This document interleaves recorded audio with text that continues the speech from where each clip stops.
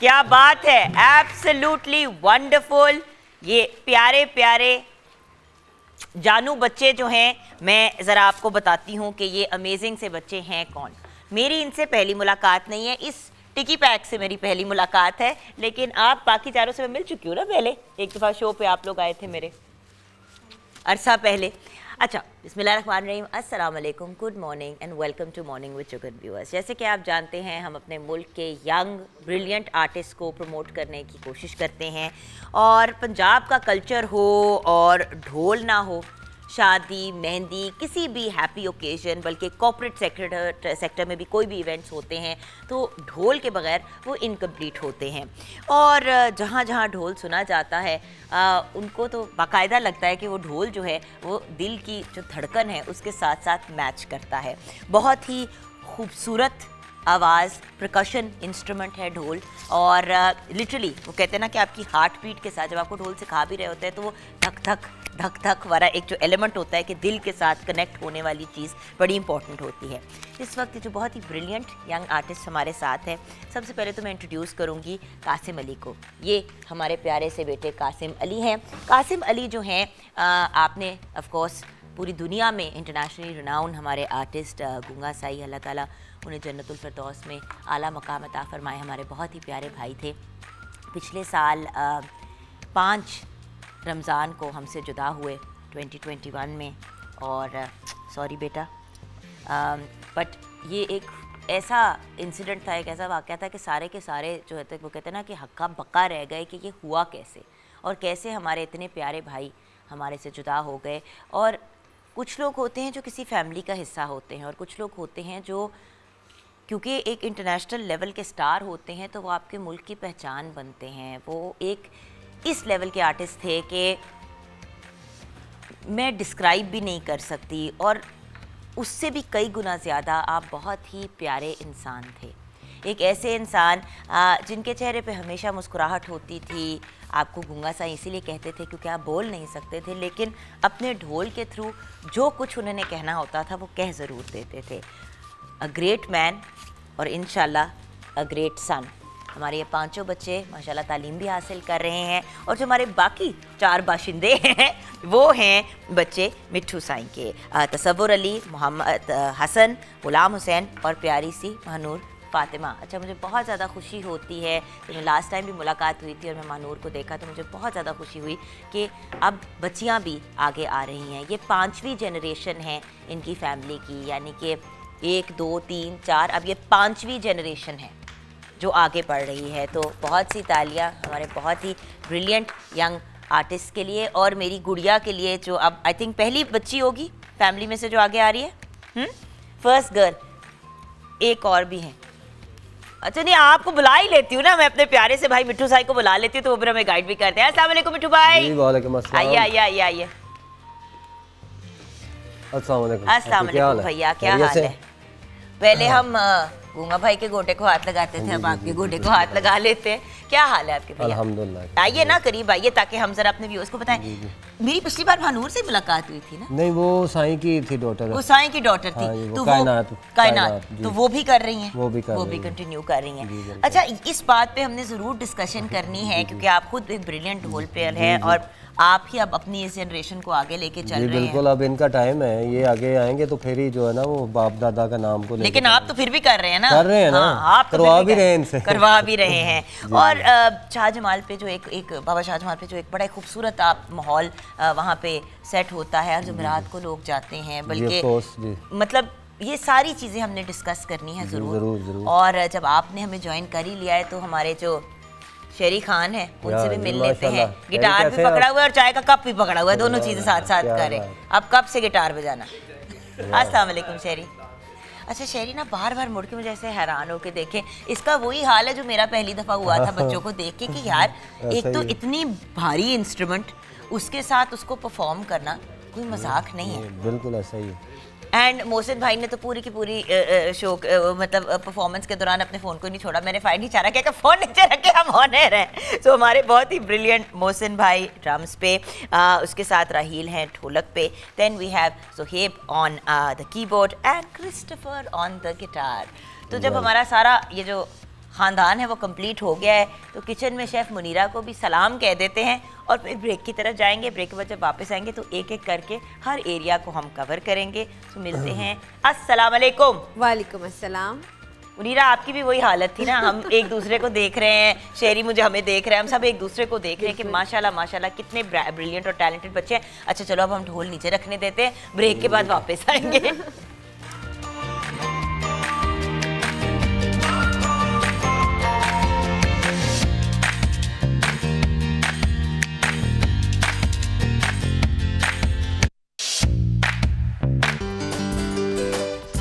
तुमने समझा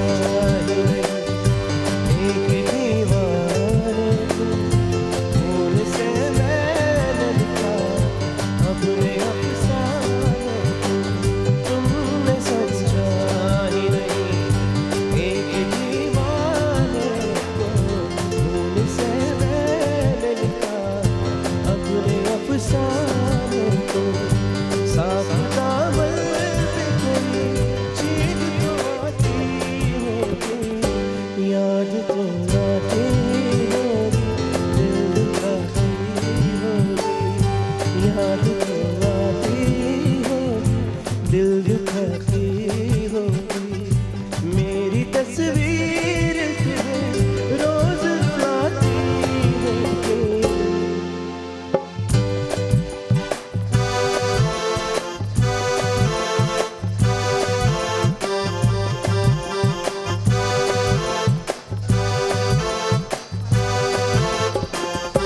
जिंदगी एक नया जख्म बना दी तुमने, अपने हाथों से मुझे आग लगा दी तुमने। जिंदगी एक नया जख्म बना दी तुमने, अपने हाथों से मुझे आग लगा दी तुमने। जान जा मौत नहीं, शर्म तो आती होगी, याद तो आती होगी, दिल दुखाती होगी। याद तो आती होगी, दिल दुखाती होगी। मेरी तस्वीर रोज रुलाती होगी, याद तो आती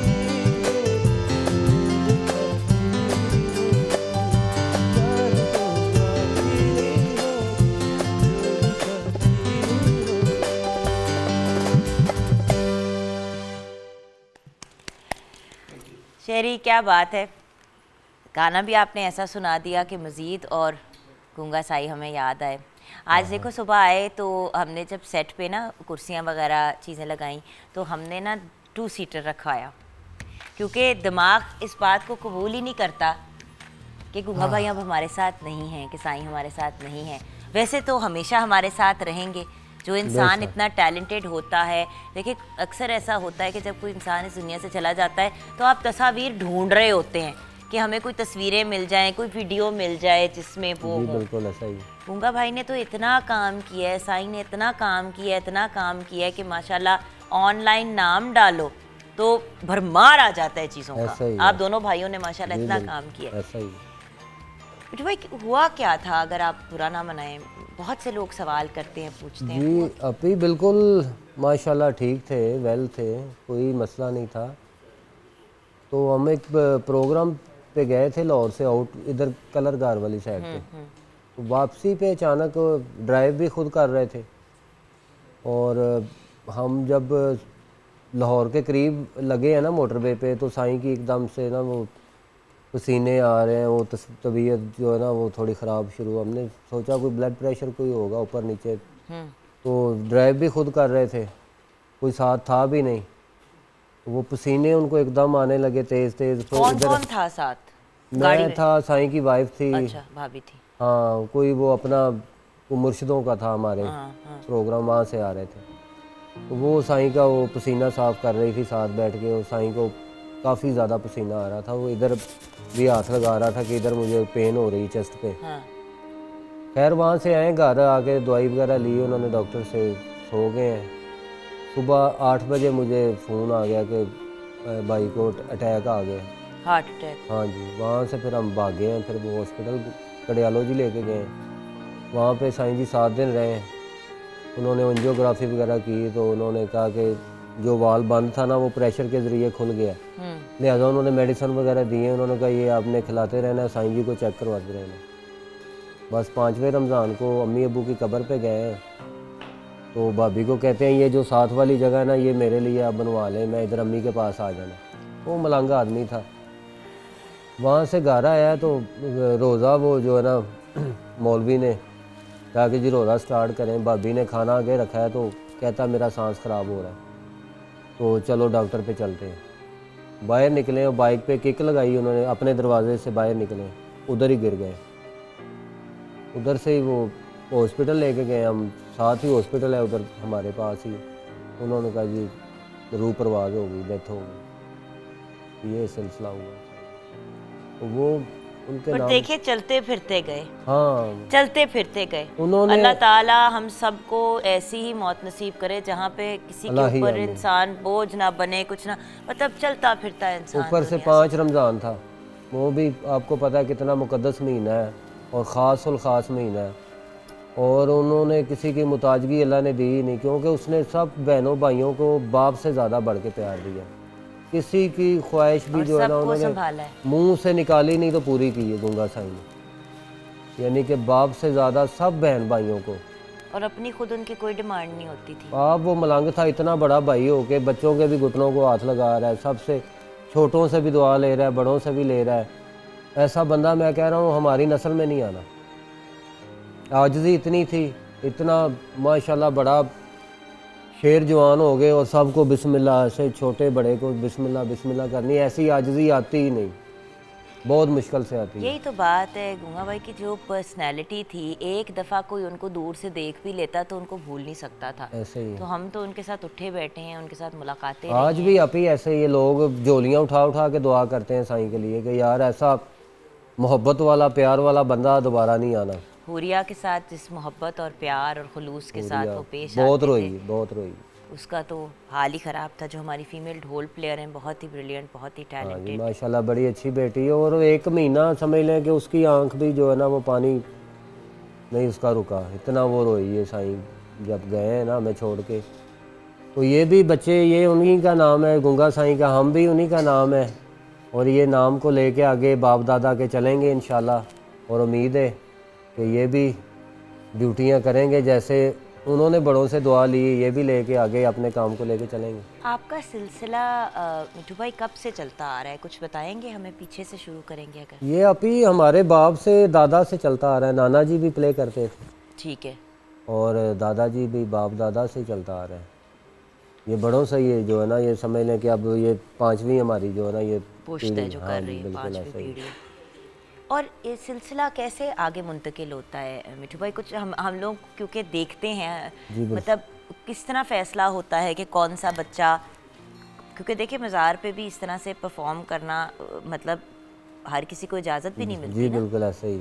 आप लोगों के यहाँ तो बहुत ये होता है कि भाई ये कर सकता है, ये नहीं कर सकता। बिल्कुल तो ऐसे थोड़ा ही सा सिलसिला हमें समझाएंगे अपना कि क्या तरीका होता है, किस तरह बच्चों पे आगे मुंतकिल होता है, कब आप इनको ट्रेन करना शुरू करते ये हैं? अभी असल में क्योंकि ये बच्चे तो पूरी तालीम भी अपनी हासिल कर रहे हैं, सारे बच्चे स्कूल जा रहे हैं, पढ़ाई भी करनी है, साथ में प्रैक्टिस भी करना है और फिर जाके अपनी हाजिरी भी देनी। बिल्कुल बिल्कुल। असल में ये जो हमारे बच्चे हैं ये तो इनके तो ब्लड में है वैसे ही। तो जो अदरवाइज़ जो दूसरे स्टूडेंट वगैरह हैं उनको ज़ाहरी बात है वो क्लासेस लेनी पड़ती हैं आके। और ये तो घर में ही समझ लें कि जब से पैदा हुए हैं वो ढोल ही सुना है घर में भी, और ज़ाहरी बात है बचपन से ही ब्लड में भी है। तो वो ये जब स्कूल से आ जाते हैं तो इन्होंने अपनी अपनी स्टिकें पकड़नी है और शुरू हो जाना है। इन्होंने फिर जब तक दूसरा एकेडमी का टाइम नहीं होना इन्होंने शुरू रहना है। कोई तकिया बजा रहा है, कोई ढोल बजा रहा है, कोई कुछ कर रहा है। ये तो इनके जो है ना ब्लड में है। तो जो स्टूडेंट वगैरह हैं वो अब वो क्लास वगैरह लेते हैं। वो भी आप लोग इजाज़त देते हैं तो उनको वो आगे परफॉर्म करते जी हैं ना? जी बिल्कुल ऐसा अपन ही। ये नहीं है कि आपसे सीखा तो बस निकल पड़े, आप लोग जब इजाज़त देते हैं तो तब आगे बढ़ जी सकते जी हैं बिल्कुल ना? ऐसा ही है।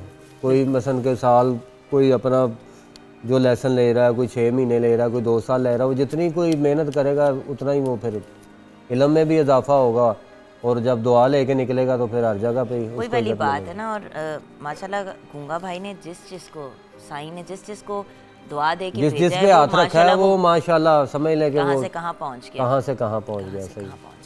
अच्छा, हम ब्रेक की तरफ जाएंगे व्यूअर्स। जब वापस आएंगे तो कासिम अली से भी हमने बात करनी है, आपसे भी बेटा हम बात करेंगे, लेकिन और हमने अपने बच्चों से भी जानना है कि कैसा लगता है ढोल बजाना और किस स्टेज पे इन्होंने शुरू किया, और ढोल के साथ साथ पढ़ लिख के इन्होंने करना क्या है, कौन कौन क्या क्या बनना चाहता है, मैं जानना चाहती हूँ। सोच लो पांचों के पांचों, अभी ब्रेक के बाद इनसे हम पूछेंगे।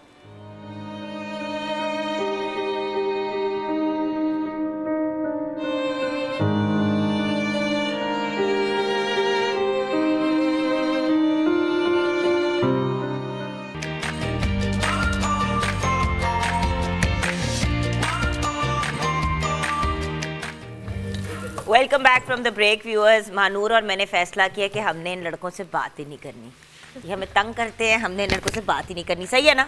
सही है। ये इसको मैंने तो बोच लिया, ये अब अपनी फुफ्फो की जान है। अब मैं देखती हूँ कोई से कुछ कह के देखे। वैसे तो है भी लाडली हमारी माशाल्लाह माशाल्लाह। अच्छा मैडम जी, आप बताएं आप क्या कर रही हैं? हम जरा इसलिए दूर हैं क्योंकि मैंने अपने बच्चे को चूल्हे के करीब नहीं जाने देना। नहीं माशाल्लाह बच्चे ने बहुत अच्छा बजाया, मैं तो अप्रिशिएट करूँगी, और ये यंग टैलेंट को तो बहुत ही ज़्यादा अप्रिशिएट करने की ज़रूरत है। Well done. अच्छा जी, आज जो है हम हलीम बना रहे हैं, और हलीम के लिए आपको पता है कि लवाजमा जो चाहिए होते हैं वो क्या होते हैं, वो तो हमने रेडी कर दिए। नहीं, अगर मुझे पता होता तो मैं क्या आपको कहती कि आप आके सिखाए हुए, मैं पता ही नहीं है। मैं आपको व्यूअर्स से बताना चाहूँगी कि जब भी आप हलीम बनाएं तो उसमें की जो दालें वगैरह उसको ओवरनाइट आप रखें, सोक करके रखेंगे तो सुबह उठ के जब बनाएंगे तो बहुत जल्दी बहुत क्विक रेसिपी बनेगी। जिसके लिए आपको जो दालें चाहिए वो, जिसमें आपको सबसे पहले चावल चाहिए, चने की दाल, मूंग की दाल, मसूर की दाल, साथ में आपको दलिया चाहिए, गरम मसाला चाहिए, चाट मसाला चाहिए। दलिया भी? जी, थोड़ा सा दलिया भी है। अच्छा, साथ में मैंने इसमें अदरक और लहसुन की पेस्ट और हरी मिर्चों के पानी है सारा, जिससे इसकी खटास और बड़ी एक स्पाइसी सी आपकी हलीम बनेगी। साथ में टमाटो प्यूरी है जो कि मैंने अभी ब्लेंड किया है, ताज़ा टमाटर लेके। प्याज को भी हम इसको मैंने इसको टमाटर ब्लेंड करके छिलके के बगैर डालना है, वरना अच्छी आपकी ग्रेवी नहीं बनेगी आपकी। ठीक है, और बोनलेस का पीस आप पूरा एक ले लें। अगर आप मटन का पीस ले रहे हैं तो भी बोनलेस ले रहे हैं, अगर आप ले रहे हैं उसका क्या कहते हैं दूसरा ले रहे हैं जो उनका कीमा भी लोग डालते हैं। हमारे गुंगा साईं तो मटन के सदाई थे, हम यही अभी डिस्कस कर रहे थे कि बड़े शौक से मटन खाते थे। वो तो कहते थे कि रोटी के ऊपर मक्का के ऊपर भी मटन लगा दो। ये देखिए, इसमें हमने नमक भी डाल दिया, साथ में मैंने इसमें जो इंग्रेडिएंट्स हैं स्पाइसेस वो डाल दिए, और बड़ी मज़े की आपकी ये हलीम बनेगी। और आपको मालूम है कि हलीम को आप लंच में बहुत लोग शौक से खाते हैं। मेरे घर में भी वही हलीम बन रही है। मेरी आज सिस्टर इन लॉ की बर्थडे है, फरवा जो हैं उनको हम चिंकी दीदी बुलाते हैं प्यार से। चिंकी दीदी happy birthday to you, bless you. हमारी मेरी बहुत ही प्यारी नंद जो हर वक्त हर किसी का ख्याल करती है। लवली लवली ह्यूमन बीइंग, अल्लाह ने खुश रखे। तो आज हमारा गेट टुगेदर है सबका दोपहर को, तो आज मैं घर पे हलीम बना के लेके जा रही, तो इसलिए तो हंस रही थी कि घर पे आज हम यहाँ पे भी हलीम ही बना रहे हैं।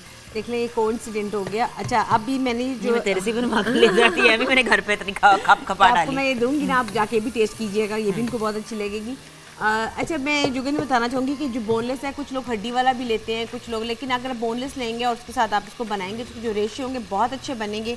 इसको मैं एज इट इज़ डाल दूँगी ताकि इसका ही फ्लेवर में जो चिकन ने पानी छोड़ना है ये इसमें बनेगा। अच्छा, और जो हड्डियाँ आपके बोनलेस की रह जाती है ना, मतलब जो बोन्स आप नहीं यूज करते उसकी आप यखनी बना के, बिल्कुल जिस पानी में इसको कुक करना है वो यखनी डालते हैं, बस हड्डियाँ के साथ लगा हुआ मुश्किल हो जाता है। बिल्कुल, दालें हम सारी बना ली हैं, इसको मैं अभी पकाऊंगी अच्छी तरह से, और इसको मैंने भी ब्लेंड भी कर दी है।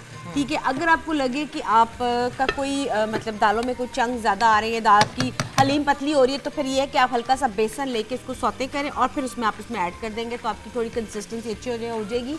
अदरवाइज़ आप ये दलिया भी ले सकते हैं, पोरिज भी डाल सकते हैं, उससे बहुत अच्छा होगा। लेमन जूस इसमें जाएगा, जो इसके इंग्रेडिएंट्स हैं वो है लेमन जूस, काली मिर्च और चाट मसाला। चाट मसाला पर जब स्प्रिंकल करेंगे आप इसको स्पून के साथ खाएं, गर्मा गर्म नान के साथ खाएं। वैसे तो हमारे यहाँ कश्मीरी घरानों में बड़ी पता जो बनता है उसको हलीमी का उसको फ्लेवर दिया जाता है, इसमें दालें भी डलती हैं, हम उसको राइस के साथ खाते हैं। हाँ जी। तो अब ये बनेगा, इसको हम पकने देंगे। अभी बहुत पतला है ये तकरीबन इसको 1 से 1.5 घंटा लगेगा। लेकिन अगर दालें आपकी ओवरनाइट पड़ी होंगी, सोकी होंगी, सुबह इसको बॉईल करेंगे तो ही, अदरवाइज आपको हलीम बनाने में एटलीस्ट 3 से 4 घंटे लगेंगे अगर आप दालें अभी लेंगे और बनाएंगे। अच्छा। ठीक है, साथ साथ इसका मसाला बन रहा है। जब भी मसाला बनेगा फिर हम इसको मिक्स फिर हम सेकंड फेज की तरफ आएंगे जी, और डिस्कशन बिल्कुल। करेंगे। अच्छा, जब हमारे साथ हमारे बहुत ही प्यारे भाई मिट्ठू साईं हैं और उनके साथ उनके 4 बॉयज हैं, तो आपकी तरफ ही चलते हैं। Over to you. हाँ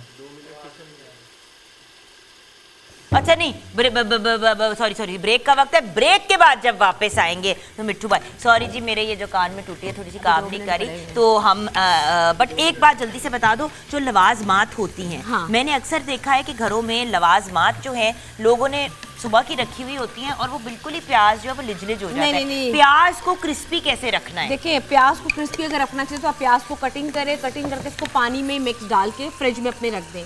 ठीक है, आपने इसमें कोई सॉल्ट नहीं ऐड करना, कोई सरका नहीं ऐड करना, पानी में डाल के आप इसको रख दें अगर आप चाहते हैं। दूसरी बात ये, आपने इसको क्रिस्पी रखना है, जैसे कि सैलड में हम यूज़ करते हैं आमतौर पे। आप देखें वो जो मैंने प्याज कटा है वो मैंने ओवरनाइट रखा था, वो देखकर बिल्कुल लिजलिजा नहीं पड़ा हुआ, ये सैलड के साथ जो मैंने काट के रखा। ठीक है। ठीक है। दूसरा, अगर जो आपने फ्राइड अनियन बनाना हाँ होता जी, है, और अगर आपने जो फ्राई करना है तो आप में इसको हल्का सा फ्राई करें। अच्छा, एक और टिप भी है कि जब हम बहुत ज़रा बल्क में हलीम बनाते हैं तो हमें बहुत ज़रा फ्राई प्याज चाहिए। आप प्याज को कटिंग करके उसको हल्का सा आटा लगा दें, आटा लगा के उसको फ्राई करें ना, तो इंतहाई क्रिस्पी और क्रंची वाला प्याज आपका बनेगा, जो आप हलीम के ऊपर आप उसको कर सकते हैं। दूसरा, सलाद के पत्ते आजकल बहुत सीज़न में है, तो जुगन उसके लिए मैं कहूँगी कि आप जब लाएँ घर में उसको ऐसे मत रखें, आप उसके बंच को हल्का सा पानी में डिप करके तो रख दें। ऑसम। यहाँ पे ब्रेक की तरफ जाएंगे। ब्रेक के बाद जब वापस आएंगे तो बहुत ही ब्रिलियंट मिट्ठू साई की performance with his little buddies. Break के बाद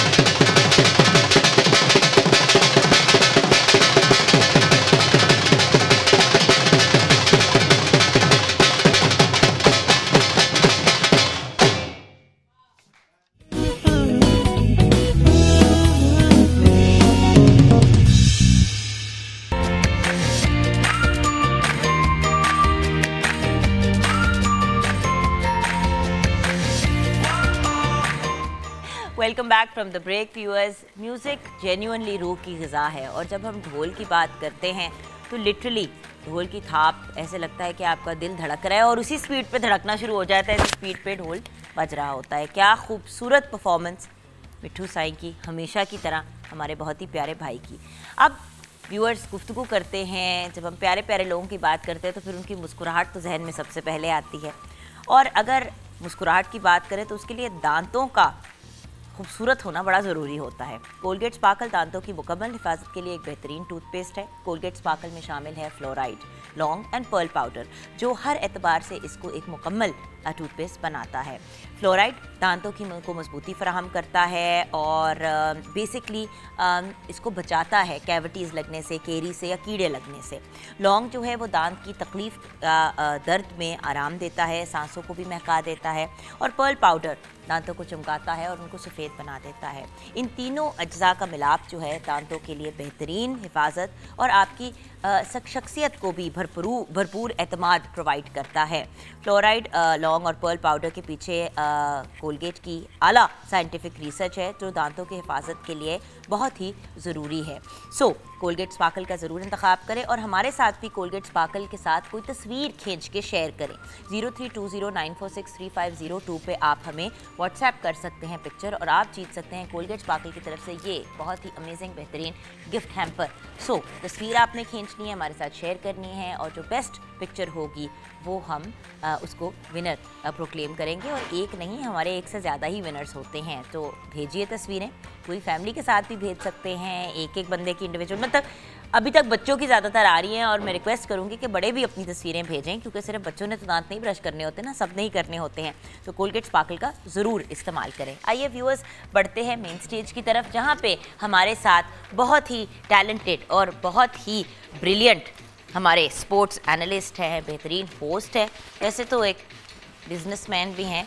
अगर बाल बूल मर्द हजरात ने, ख़वातीन ने लगवाने हैं तो इनसे रब्ता किया जा सकता है। अब मैं क्या बात कर रही हूँ तो इरफान सही मैं खुद ही बताएंगे। अस्सलाम वालेकुम इरफान। वालेकुम सलाम जी। Irfan, you work with hair club right? या उधर मैं उनका हेड हूँ। आप उनके हेड हैं माशाल्लाह से। सो मैंने कहा बता दूँ ना कि सिर्फ आप दिखने में अच्छे नहीं हैं और सिर्फ आप हमें स्पोर्ट्स से रिलेटेड आगाही नहीं देते बल्कि आपका और भी बड़ी मसरूफियात है। अच्छा इरफान, सबसे पहले तो मेरे ख्याल से जो PSL 7 के हालात हाज़रा चल रहे हैं उन पर डिस्कशन ज़रूरी है, लेकिन मिठू भाई ये तो बताएं कि क्या आप क्रिकेट के शौकीन हैं? जी अभी कुछ हद तक बिल्कुल। अच्छा, PSL 7 की जो टीमें हैं उनमें से आपकी फेवरेट टीम कौन सी है? जी उनमें से फेवरेट वही है लाहौर कलंदर। लाहौर कलंदर क्योंकि वो निस्बत मुर्शद के नाम से मिलती है ना, इसलिए वो, क्योंकि हमारी भी जो नौबत है ये भी कलंदरी सिलसिला है मुर्शद का, बेशक, तो इसलिए लाहौर कलंदर सबसे ज़्यादा पसंद है। अच्छा, सबसे ज़्यादा पसंद तो है लेकिन उनकी परफॉर्मेंस जो है वो अभी तक उस लेवल की नहीं जा रही। अभी तक तो आई थिंक टॉप जा रहा है मुल्तान सुल्तान जी, वो 4 के 4 मैच जीती। तो sir ji over to you. अब अभी आपका सेगमेंट है, हम अब सुनेंगे, आप हमें गाइड करेंगे। देखिए जैसे मैंने पहले शो में हमने बात की थी कि ग्रेजुअली हमें पता चलेगा कौन सी टीम ज़्यादा अच्छा परफॉर्म करती है और किसका मोमेंटम बनता है। मुल्तान सुल्तान ने जहाँ से लास्ट PSL एंड किया था उसी से उन्होंने कंटिन्यू किया और 4 के 4 मैच जीते और 2 मैच तो ऐसे और थे पहले मैच के जीतने में मुझे मैसेज आ गया इरफान का कि देखा मैंने सुबह प्रेडिक्ट किया था ना कि यही जीतेंगे, शुक्र है मेरी इज्जत रह गई। मैंने कहा एक तो लाइव टीवी में पूछ लेती हूँ फिर अगला कंफ्यूज हो जाता है।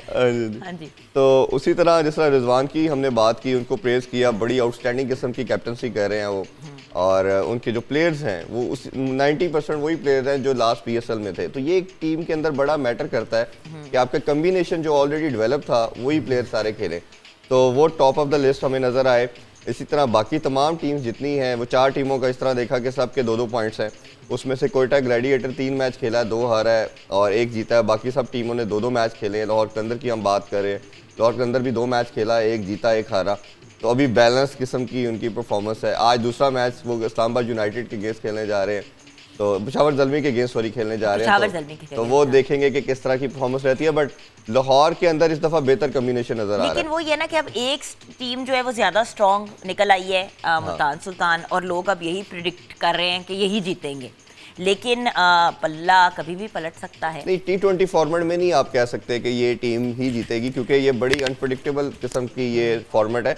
और इसमें ऑन द गिवन डे एक आधी परफॉर्मेंस, किसी की अच्छी बैटिंग, किसी का ऐसा एक्स्ट्राऑर्डिनरी स्पेल आ जाता है तो वो गेम को अवे ले जाता है। और अभी एक और अच्छी चीज़ जो मैं अपने व्यूवर्स को बताना चाहूँगा कि अब मोस्टली फॉरेन प्लेयर्स आ जा रहे हैं, कल आ चुके हैं, कुछ आ जा रहे हैं, तो अब कम्बिनेशन प्रॉपर डेवलप होगा, जिसमें से हम मेनली बात करें तो मैं कल लिस्ट देख रहा था, कोयटा ग्लैडिएटर के 2 बड़े मेन प्लेयर आ रहे हैं, जेसन रॉय और विंस, ये इंग्लैंड के प्लेयर हैं, तो ये बड़े आउटस्टैंडिंग हिटर है। तो कोयटा ग्लैडिएटर की पूरी शक्ल चेंज हो जाएगी। अभी भी अच्छा परफॉर्म कर रहे हैं, बट अभी जैसे ये प्लेयर्स आएंगे तो बहुत अच्छा होगा। जल्मी को हिट पड़ेगी, जल्मी के ज़्यादा प्लेयर थे वेस्ट इंडीज़ के, वेस्ट इंडीज़ की इंडिया के साथ सीरीज़ आ रही है तो वो नेशनल ड्यूटी, क्योंकि ट्रीटी साइन है तमाम कंट्रीज़ का आईसीसी के साथ कि जब नेशनल ड्यूटी होगी तो पहली प्रायोरिटी वो है। तो वेस्ट इंडीज़ के प्लेयर आपको पता जब आते हैं तो एक अलग ही उनका चार्म और क्रिस्मा होता है, बट अनफॉर्चुनेटली वो जल्मी के मोस्टली प्लेयर वो थे, वो नहीं आ रहे। मुल्तान सुल्तान में एक प्लेयर थे उनके पॉल, वो नहीं आ रहे। बट कोयटा ग्लैडिएटर का मुझे सबसे अच्छा combination after the their players induction वो ज़्यादा बेहतर नज़र आएगा। अच्छा, लेकिन जिस चीज़ पे मुझे हमेशा थोड़ी सी कन्फ्यूजन रहती है वो ये है कि ये जो बाहर से हमारे प्लेयर्स आते हैं ये बाद में क्यों ज्वाइन इन करते हैं, मतलब पहले क्यों नहीं ज्वाइन, ये क्या देखिए लॉजिक क्या है ये? उसकी 2 रीज़न है। एक तो ऑलरेडी जिस तरह मैंने बताया कि कोई ना कोई कंट्री की नेशनल ड्यूटी जो है वो पहली प्रेफरेंस है। अच्छा, ओके, सो अभी उसमें बिजी थे, जैसे इंग्लैंड के प्लेयर भी उधर बिजी थे, लास्ट ईयर भी बैक एंड फोर्थ आए थे लोग जी, बिल्कुल ऐसे ही है, बिल्कुल ऐसे ही। अब जिन प्लेयर्स की कोई नेशनल ड्यूटी के साथ वो नहीं थे अटैच, वो आगे पहले, जो ऑलरेडी अटैच थे वो फिर अब लेटर ऑन ज्वाइन कर रहे हैं, कुछ नहीं आ सके। होता ये है कि जैसे बिग बैश की बात करें तो वो चलती है दिसंबर के अंदर चलती है, और वो सारे कंट्रीज़ कोशिश भी यही करते हैं कि एक टाइम के ऊपर एक लीग खेली जाए ताकि मैक्सिमम प्लेयर उसमें पार्टिसिपेट कर सके। पाकिस्तान में जनवरी से फरवरी तक होती है पीएसएल, फिर भारत के अंदर बात करें तो आईपीएल स्टार्ट हो जाएगी नेक्स्ट मंथ। तो कोशिश ये की जाती है कि हर कंट्री को इंडिविजुअल अपॉर्चुनिटी दी जाए। बट अभी इसमें मैं इस तरह इसको लेता हूँ कि भारत का एक बड़ा बुरा इकदाम ये होने जा रहा है कि एमिरेट्स लीग होने जा रही है यूएई के अंदर। उसमें क्या है कि वही फ्रेंचाइज ओनर है जो आईपीएल के हैं, जो इंडियन लीग प्रीमियम लीग के आईपीएल है, वो क्या कर रहे हैं कि हमारी डेट्स के साथ क्लैश कर रहे हैं। अब जो फाइनेंशियल्स इन्वॉल्व उसके अंदर होंगे, मॉनेटरी वैल्यूज़ जो है वो डबल ट्रिपल दी जा रही हैं एज़ कम्पेयर टू पीएसएल। हम जितने एक प्लेयर को पैसा दे रहे हैं उससे वो ट्रिपल दे रहे हैं। अब होगा क्या, दे आर प्रोफेशनल, ओबियसली उनको जहाँ कोई उनकी ऐसी सिंपथी तो पाकिस्तान के साथ अटैच नहीं है, वो बीइंग अ प्रोफेशनल उनको जो ज़्यादा पैसे देगा वो उधर जाएंगे। तो अभी जो मुझे लग रहा है काफ़ी प्लेयर नहीं भी आ सके क्योंकि वो एमिरेट्स लीग की तरफ ल्योर हो चुके हैं ड्यू टू फाइनेंशियल ज्यादती है। आपने जैसे कि अभी कहा कि नॉर्मली सब ममालिक की एक मुशावरत होती है कि भाई हम लोग इस टाइम करेंगे, आप इस टाइम करें। अब चीज़ों को इतना बैक, हमारी तो यही टाइमलाइंस होती हैं। जी बिल्कुल ऐसा ही है। और इसमें दूसरी ये कि आपका ये विंडो ऐसी होती है दिसंबर, जनवरी, फरवरी, जिसमें इंटरनेशनल क्रिकेट ऑलरेडी चल रही होती है बट थोड़ी लेस चल रही होती है इसी रीज़न की वजह से।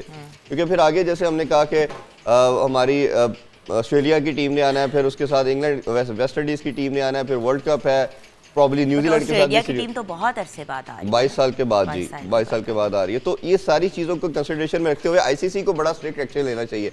आल्दो कि आईसीसी का डायरेक्टली इन्वॉल्वमेंट नहीं है इस चीज़ के साथ, बट आईसीसी इसमें इंटरवीन कर सकता है, एक उसमें प्रेसिडेंट बना दे सकते हैं, आप लेजिस्लेशन कर सकते हैं। लेजिस्लेशन बड़ी क्लियर है, उसमें हो सकती है कि अगर किसी एक टाइम पे एक लीग हो रही है तो दूसरी लीग नहीं होगी, क्योंकि किसी ना किसी को तो किसी एम्बर्ट के नीचे आना है। अगर वो आईसीसी रोल नहीं देगा तो फिर हर कंट्री अपनी मनमानी करेगा और जो ज़्यादा पैसा फेंकेगा।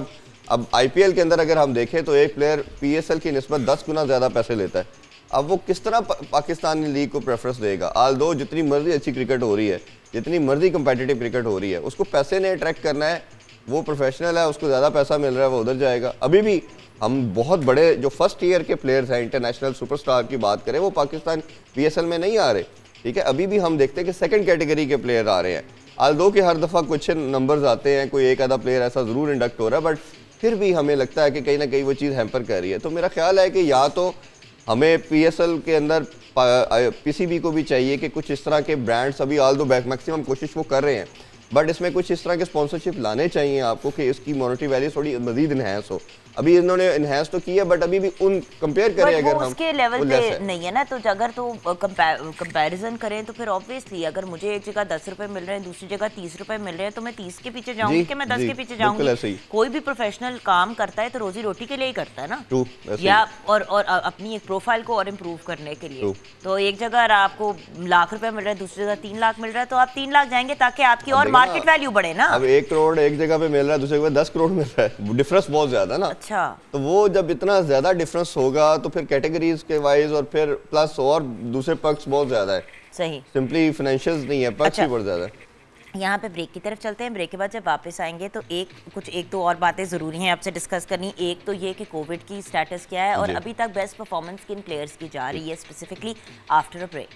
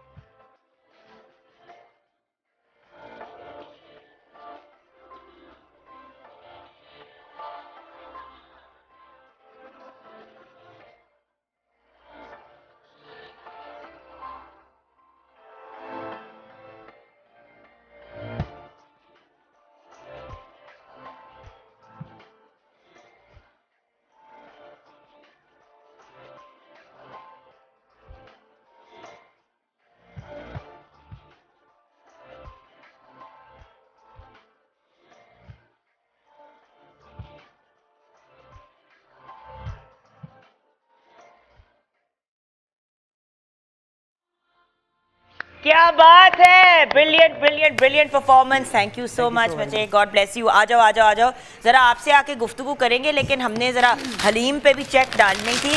और सुबह सुबह आपको पता है ना, हम लोग काम कम और इन्जॉय ज़्यादा करते हैं, तो समोसे खाने का मूड था मेरे मोहसिन भाई का, और हो सकता है कि मोहसिन भाई को डिमांड करें और वो पूरी ना हो। आप बताइए आपका स्टेटस क्या है? जी बिल्कुल, जैसे कि मैंने आपको व्यूअर्स बताया था कि हलीम को हम बॉईल करेंगे, दालों को मैंने बॉईल किया, मसाला जो उसका बनाया था बोनलेस के साथ वो मैंने बना के अभी उसको मिक्स कर दिया, और आप देख सकते हैं इसकी कंसिस्टेंसी कितनी ज़बरदस्त आई है। लवाजमात इसके रेडी कर लिए हैं और अब इसको मैंने सिर्फ तड़का लगाना है और भी तड़का भी नहीं लगाऊंगी, इसको मैं और पकाऊंगी। और ये निशानी है हलीम बनने की कि ये जो इसमें बबल्स आ रहे हैं इसके पूरी दालों के साथ, इसका मतलब इसकी हलीम के अंदर जो उसकी थी ना, इसकी कंसिस्टेंसी बहुत अच्छी हो गई है। अगर आपको लगता है कि हलीम आपकी बहुत पतली रह जाती है तो इसका मतलब इसमें दालों में कुछ कमी है। दालों में अपनी जो क्वांटिटी है मैंने आपको बताई है, आपने तकरीबन 250 ग्राम अगर दाल लिए चने की तो बाकी आपने 100 ग्राम दालें लेनी है, इससे ज़्यादा नहीं। समोसे मज़ेदार, मैं तो खा रही हूँ बहुत मज़े का। हाँ, आप अपना समोसा खाए, मैं ज़रा अपने भाइयों को वहाँ पे जाके, नहीं आपके लिए नहीं है सर, वो मैंने कहा मैं ज़रा इधर दे दूँ इससे पहले कि फिनिश हो जाए। सर जी शेरी को ज़रूर खिलाइएगा, शायद उसका कद निकला है थोड़ा सा इंशाल्लाह। सॉरी स्पेशल एनर्जी वाले समोसे। हाँ, वो वैसे ही हमारा टिक्की पैक जो है ना फुल ऑफ एनर्जी है माशाल्लाह। अच्छा, हमारे साथ जो बहुत ही टैलेंटेड सिंगर हैं जिनको भी हमने सुना, अवैस अली हमारे साथ हैं फ्रॉम फैसलाबाद, स्पेशली आए हैं हमारे शो के लिए। 4 साल पहले इन्होंने डेब्यू सॉन्ग अपना किया और माशाल्लाह आहिस्ता आहिस्ता कामयाबी की सीढ़ी चढ़ रहे हैं। बेस्ट ऑफ लक बेटा। Thank you so very much. Over to you boss. Covid का आपने लास्ट टाइम जो धमाका, आपने तो खैर नहीं, प्लेयर्स नहीं हमारे सिर पे पड़ा था, लेकिन कभी किसी का पॉजिटिव निकल रहा था कभी किसी का, तो एक तो कोविड कंट्रोल में आया कि नहीं?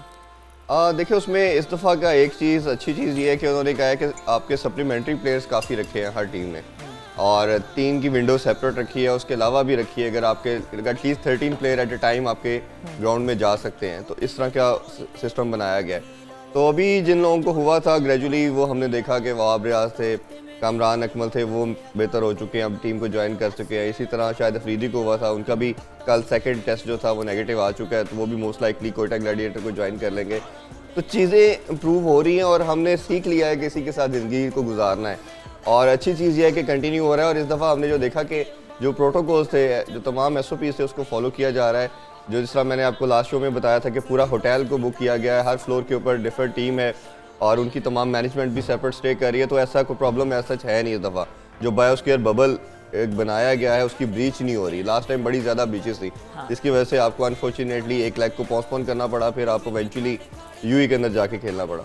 Okay, can we talk about individual performances? अगर हम टॉप 3 प्लेयर्स जो आपकी नज़र में इस वक्त परफॉर्म कर रहे हैं, obviously every analyst has his own perspective, but क्योंकि आपकी प्रेडिक्शंस भी सही निकलती हैं, फिर आपके ताने भी आ जाते हैं, मुझे क्या देखा तो बताएं। आप कहते हैं ऐसे, फिर बताना पड़ता है। अच्छा, उसमें मैं नहीं पूछूंगी, फिर आपका ताना आ जाता है। अच्छा, इसमें पहले बैट्समैन की बात कर लें तो शान मसूद 240 रन के साथ नंबर 1 बैट्समैन है। अब उनके साथ अच्छी चीज़ ये है कि वो एसोसिएट किया जाता था कि टेस्ट प्लेयर है। जब पाकिस्तानी टीम में भी खेलते थे तो as a test team player खेलते थे, ODI या T20 में इनको खिलाया नहीं जाता था।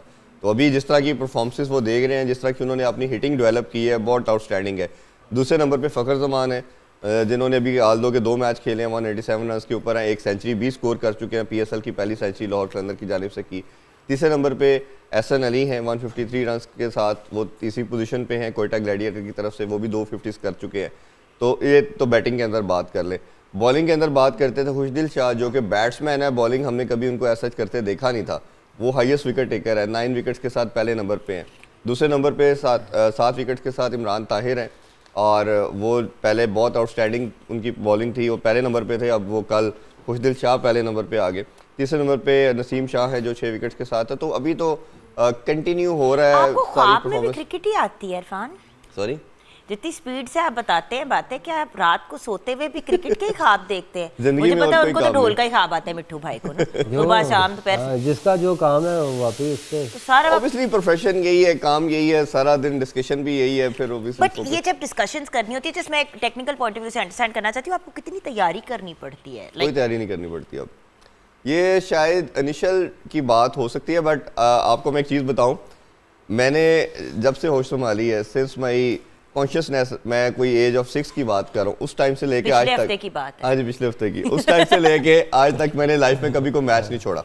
और अगर किसी रीजन से मैं बिजी हूँ, मैच नहीं दे सका, तो रात को किसी भी टीम का मैच हो, उसकी हाईलाइट्स में मस्त देख के तो सोता हूँ। लाहौर में जाओगे मैचेस देखने के लिए फिजिकली? इंशाल्लाह उम्मीद तो है। अगर ऑब्वियसली चैनल की रिक्वायरमेंट ना हो, उधर बिजी ना हुआ, तो जब फ्री हुए तो जरूर जाएंगे। एक तो ये बड़ी ज्यादती हो जाती है ना, फिर जब आप कमिट हो जाते हैं टू चैनल तो फिर आप वो कर नहीं सकते। जी, जी, अच्छा, नेक्स्ट अगर हम आपको देखना चाह रहे हैं, आपकी बातचीत सुनना चाह रहे हैं, तो आप अब नेक्स्ट कहाँ पे बैठेंगे? आपके टाइमिंग्स पब्लिक क्या पे हैं? होऊंगा मैं जी। पब्लिक पे। और टाइमिंग्स क्या हैं आपके? अप्रोक्सीमेटली 10 मिनट्स के बाद। अभी 10 मिनट्स के बाद। देखा ना, असल में होता ही है कि मैं इनको दबोच लेती हूँ। मुझे जैसी उड़ती उड़ती खबर आती है ना कि ये आने वाले हैं यहाँ, तो मेरा फोन आ जाता, खुदा का वास्ता है, मिन्नतें कर ली हूँ, तरले कर रही हूँ, प्लीज आज। बिकॉज देखिए, हम क्रिकेट तो हर पाकिस्तानी के दिल के धड़कन है। पाकिस्तान हो गया, ऑस्ट्रेलिया हो गया, इंग्लैंड हो गया, इन सब ममालिक में, वेस्ट इंडीज हो गया, क्रिकेट के हमारा तो पाकिस्तान इंडिया की बात करें तो इट्स ए सेकंड रीजन, दूसरे रीजन के तौर पे लिया जाता है। और इसकी जिस तरह की व्यूअरशिप है, नहीं, लेकिन इन्होंने अक्रॉस द बॉर्डर वालों जो हमारे साथ की है, जो अभी आपने शेयर किया है न्यूज़, ये एमिरेट्स वाली जो सीरीज है, बड़ी ज्यादती है। जी जी जी जी। बट मैं as far the liking is concern उसके बारे से बात कर रहा हूँ कि इन दोनों कंट्रीज के अंदर पैशन बहुत ज़्यादा है क्रिकेट का। जो स्पेक्टेटर्स हैं वो इतना एक्स्ट्राऑर्डिनरी किस्म का क्रेज़ है लोगों के अंदर कि वो इसको हार को बर्दाश्त ही नहीं करते। बट हम हमने देखा कि अभी ग्रेजुअली लोगों के अंदर थोड़ी सी सेंस भी डेवलप हो गई है। पहले होता था कभी आपकी टीम पाकिस्तान इंडिया में हार गई, टीवी टूट रहे हैं, अटैक हो रहे हैं, टमाटर एयरपोर्ट पे पड़ रहे हैं, अंडे पड़ रहे हैं। अब मैं देख रहा हूँ कि 5-6 साल से ना काफ़ी ज़्यादा लोगों ने भी सिविलाइज्ड हो गए, कुछ कल्चर डेवलप हो गया कि अब बर्दाश्त करना शुरू कर दिया पहले। और इसमें एक प्रॉब्लम ये मुझे नजर आता है कि आपको दूसरी स्पोर्ट्स को भी उसी तरह इंपॉर्टेंस देनी चाहिए। हॉकी देखें, स्क्वॉश, हॉकी एंड स्क्वॉश बहुत पीछे रह गया। अच्छा, क्योंकि हमने गुफ्तगू क्लोज करनी है और फिर आपने जाना भी है, तो एंड में कोई मैसेज, कोई पैगाम व्यूअर्स को देना चाहेंगे आज के मैच से रिलेटेड? देखिए, मैचेस तो सारे बड़े अच्छे हो रहे हैं। आज 9th है ना जी? आज 9th मैच है। और अभी तो मैंने जैसा कहा कि मोमेंटम बन रहा है। अभी तो आज कुछ प्लेयर्स आज ज्वाइन करेंगे, कुछ कल करेंगे, और एक अच्छा कंपटीशन तो डेवलप होता जाएगा। और मेरा ख्याल है ज़्यादा इंटरेस्टिंग गेम्स होंगी जब लाहौर आएंगी टीम्स, क्योंकि तब तो आपकी टीम जेलन भी हो चुकी होंगी, कम्बिनेशन भी बन चुका होगा, और तमाम के तमाम प्लेयर जो भी किसी टीम ने ड्राफ्ट के टाइम अपने प्लेयर्स को सोचा था कि ये होने चाहिए, वो प्रॉपर उस शेप में आ चुके होंगे। तो ज़बरदस्त मैचेस होंगे।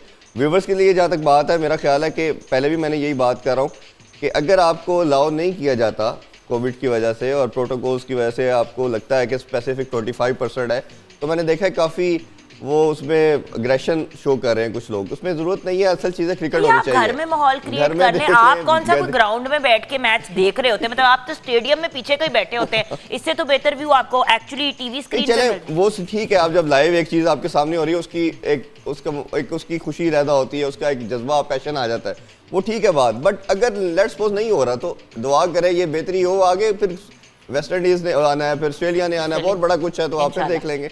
तो उसको बस क्रिकेट को होना चाहिए। Thank you so much Irfan, bless you. Viewers, हम ब्रेक की तरफ जाएंगे। ब्रेक के बाद जब वापस आएंगे, जो सारे टिकी पैक्स हमारे साथ बैठे हुए हैं, ज़रा इनसे भी बातचीत करनी है और ये भी जानना है मिठू साईं से कि आजकल हो क्या रहा है, क्या मसरूफियात है इनकी। ब्रेक के बाद। Thank you so much.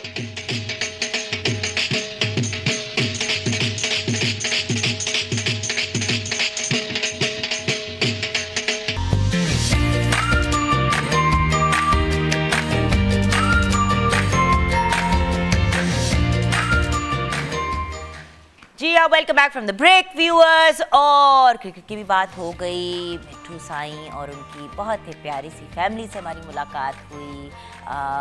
गूंगा साईं, अल्लाह ताला उनके दर्जात बुलंद फरमाए, आमीन। उनके बेटे से भी हमारी मुलाकात हुई। गुफ्तगू का सिलसिला हमारा जारी रहेगा। एक ब्रिलियंट यंग सिंगर को भी हमने सुना और शेरी भी हमारे साथ है, उनसे भी हमने गाना सुनना है। बातें तो वो करते ही रहते हैं और सर भी हमारा खाते रहते हैं, लेकिन उनकी तरफ भी जाएंगे। अभी तो बहरहाल समोसा हजम कर रहे हैं वो। एंड फ्रेंच एक ऐसी हेयर रिमूवल क्रीम है जो आपके सारे गैर ज़रूरी अनवांटेड बाल जो है वो फ़ौरन रिमूव कर देती है, जेंटली और इफ़ेक्टिवली। आपकी स्किन सिल्की स्मूथ हो जाती है 3 से 6 मिनट के अंदर। एंड फ्रेंच की बहुत ही प्लेजेंट रोज़ फ्रेगरेंस है, गुलाब की फ्रेगरेंस है, और उसके साथ साथ इसके फॉर्मूला में शामिल है बेबी ऑयल और मॉइस्चराइज़र, जिसकी वजह से जब आप अपने हेयर रिमूवल करते हैं तो आपकी स्किन सैटिन की तरह सॉफ्ट हो जाती है और आपकी स्किन का मॉइस्चर जो है, जो नमी है, वो अंदर इंटैक्ट रहती है। आपको सैलॉन स्मूथ स्किन मिल जाती है 5 मिनट के अंदर। इसीलिए तो हम कहते हैं bye bye salon, hello and French. बल्कि bye bye salon, hello and French कह रहे हैं तो आइए एक वीडियो आपके साथ शेयर करती हूँ और फिर बताती हूँ आपने करना क्या है।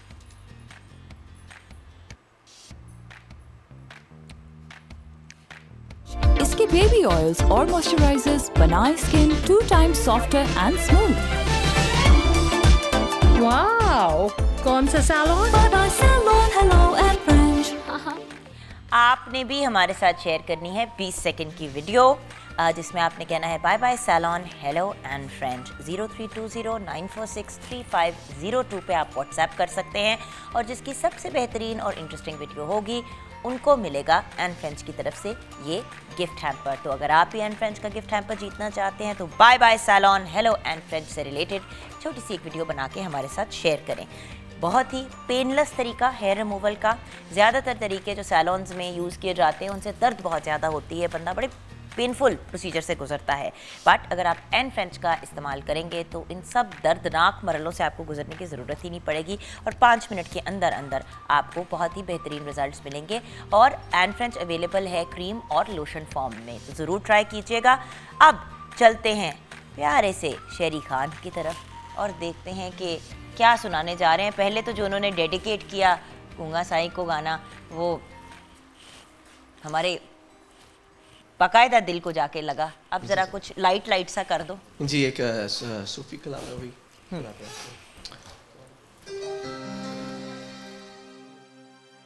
चैन एक पल नहीं, चैन एक पल नहीं, चैन एक पल नहीं, चैन एक पल नहीं, और कोई हल नहीं। ओ सैयोनी सैयोनी, चैन एक पल नहीं, चैन एक पल नहीं, चैन एक पल नहीं, और कोई हल नहीं। ओ सैयोनी ओ सैयोनी,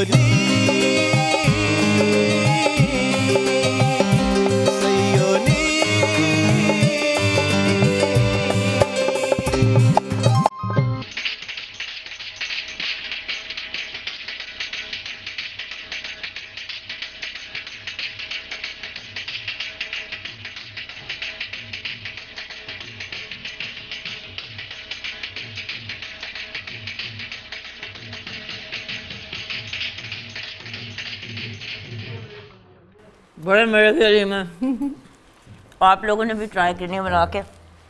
अनूर खाओगी? अभी नहीं? अच्छा चलो ना खाओ, मेरे लिए ज़्यादा बच जाएगी। Very very nice, Thank you. Delicious. और तड़का भी बहुत ही मज़े का लगा। जहाँ पे हलीम की बात हो रही है और मज़े मज़े की चीज़ों की बात हो रही है, तो मिट्ठू भाई से ये जानना बहुत ज़रूरी है कि मिट्ठू भाई ये बताइए कि जुमेरात की ड्यूटी कैसी जा रही है आपकी? जी अल्हम्दुलिल्लाह कर रहे हैं कंटिन्यूस।